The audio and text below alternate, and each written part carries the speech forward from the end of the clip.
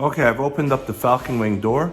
Again, if you're in your garage, you want to make sure you have enough clearance up ahead so you can see that the door can actually fully open on this end. I've just done this to show you the car seats, which is probably the #1 question that most people have. Now, some people are worried that certain car seats won't work with the Tesla.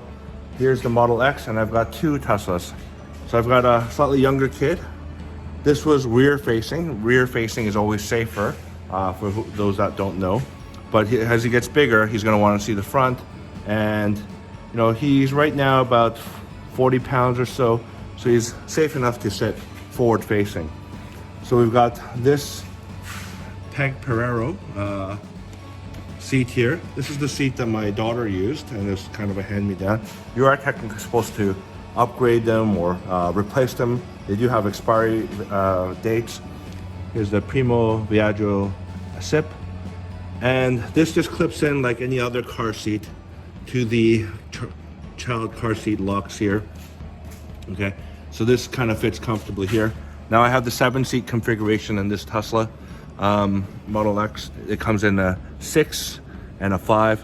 If I could do it all over again, and I am doing it all over again with the refresh Model X, I'll be getting the 5-seater, sorry, correction, I'll be getting the 6-seater because the dog, who's getting bigger, is gonna fit in the middle there. So we've got this liner, and I strongly recommend these liners if you have any plans to resell. The kids' car seats do tend to chew up the seats quite a bit. A lot of the Teslas don't actually have real leather, so it's not as sturdy or strong. It's got quote-unquote vegan leather, and vegan leather just doesn't hold up as well as real leather in terms of, you know, durability. So we've got this liner which houses the dog, and we've got a dog car seat here, and this kind of seat can just plug into the middle seat here in the 7-seat configuration. Now the 6th seat, I'm thinking I'm just going to put the dog in the middle, and we'll clip him onto one of the back seats with a seatbelt extender. There we've got my daughter's seat. She's a bit bigger.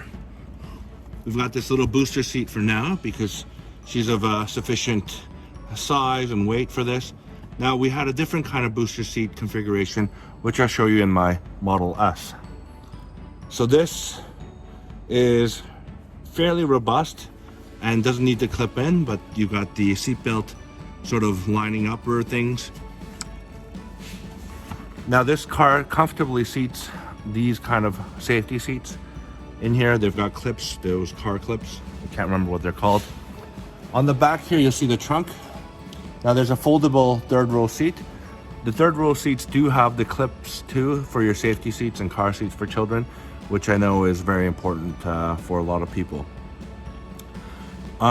Couple other things to keep your kids entertained. If you have iPads on long road trips and stuff, that's good. A few other things I've gotten here just off of Amazon. We've got these seat protectors. You know, kids like to kick, they like to leave little footprints here. So we've got this version, which is pretty good, especially in COVID. They've got their place for their alcohol, sanitizer. They've got a place where they could just stick in their iPad or whatever. They've got this in case, you know, you can carry your vomit bags. And they've got another thing for where they can carry their water.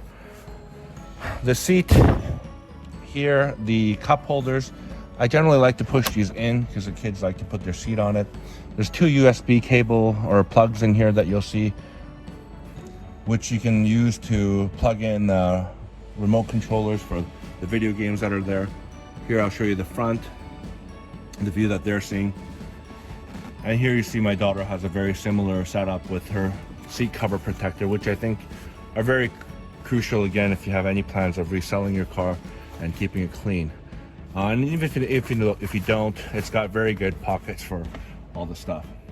I'll take you to the front. Now this car's got extended or enhanced autopilot. You'll see it's plugged in right now, and you can set the charge. Generally you recommend keeping it well below the 100% mark, so about 90 to 80% charge if you want to keep your battery not degrading for some time. I happen to have it set at full because we're going to go on a road trip later today, and that's the only time you should really be setting the limit beyond. The car will warn you anyways though if you repeatedly keep charging to 100, because it doesn't like that because it wants to preserve itself, I suppose. The other thing you'll notice here, which is kind of key, which I didn't really realize for a while, there's this little cute home link button, okay, where you can program essentially any garage door opener. It's a pretty simple setup screen. You go here, oh, that's me, and you go to home link settings, and you can just add a new home link device here. I don't know if you can see that, and it's very easy to program. And I've got garage door openers from the 1990s and 80s, and it seems to have no problem recognizing the home link signals. So I'll demonstrate. So press left here. You'll see the garage door is responding to the home link. So you don't need to carry around those bulky little garage door openers, or your gate opener for that matter. Now here you can always stop charging as well on the screen. There's a stop charging button that you'll see there. And on the main console, you'll see that the electric charging port is open and the door is open. What else would I want to know when I was buying this car? I think the one other thing that people underestimate are these buttons here, which is pretty standard in most cars, to not allow the kids to open your Falcon Wing doors or windows for that matter. So if you press this, it doesn't let them control anything. Again, fairly standard, but of course part of the Tesla as well. One thing that your kids will want to do, especially if your wife likes to go shopping and leaves you in the car with the kids for a while, are different modes that's unique to the Tesla. You can play some video games, especially if you have MCU2, which is the Media Console Unit 2, or our MCU2 is the computer that controls the screen essentially. And what I recommend is you get yourself these pluggable, very cheap on Amazon as well. This is Logitech joystick.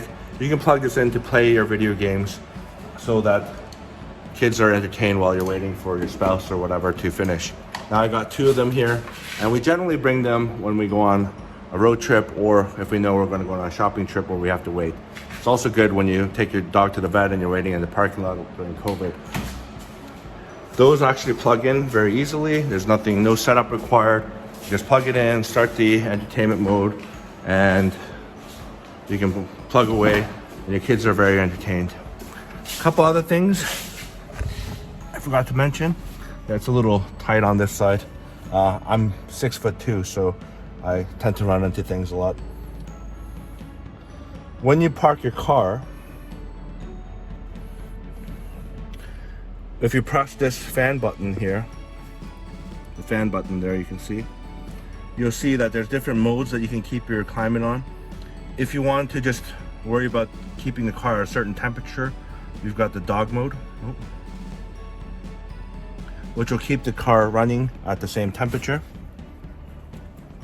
And if you want to play the video games though, and let's say your wife's taking the keys, or you don't want to have the car running, you have to put the car in camp mode. The camp mode allows you to use the USB and all the media screen, whereas the dog mode, it'll be locked out and the screen will say this car's in dog mode. Here on this command screen, you can control all the doors. So I'm going to close this Falcon Wing door. And I'm going to get out before I turn it off. Okay, so that's episode 1. Hopefully you find this interesting. I hope to give more tidbits for parents and dads out there like me. Hope you enjoyed.